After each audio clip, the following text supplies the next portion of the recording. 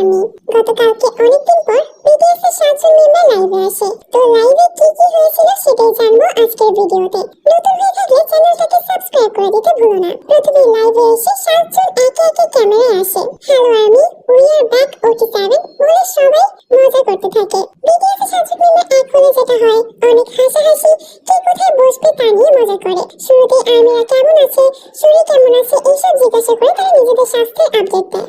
অনেকদিন পর OT7 একসাথে হওয়ায় তারা নিজেরাও অনেক আবেগে ছিল। আর বিটিএস এর 7 জন মেম্বার এক হলে যে তারা কত এলোমেলো ভাবে কথা বলে সেটা তো আমরা সবাই জানি। তো আইএম পুরো গ্রুপের কথা বুঝিয়ে বলতে চেষ্টা করে। অনেকদিন পর সুগাকে দেখা যায়। সুগা আগের মতোই চুপচাপ থাকে, কিন্তু মাঝে মাঝে মজা করতে থাকে। তো বিটিএস মেম্বাররা বলে যে আর্মিদের জন্য তারা আবার একসাথে চলে এসেছে।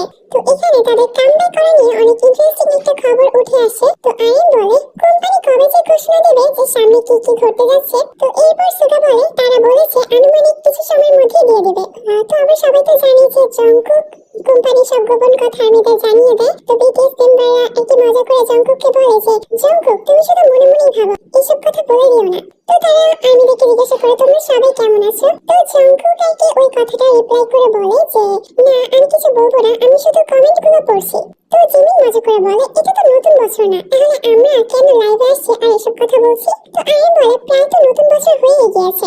জংকুক বলে খুব শিগগিরই নতুন বছর হবে। জিহো বলে হ্যাঁ দেখলে 2025 বছরটা শেষ হয়ে গেছে, মানে এখান থেকে ক্লিয়ার যে খুব তাড়াতাড়ি তাদের কোনো কামব্যাক আসতে চলেছে, মানে তারা আবার একসাথে কাজ করবে, ভালো কিছু আসছে, এই টাইপের একটা ইঙ্গিত দিয়ে দিল।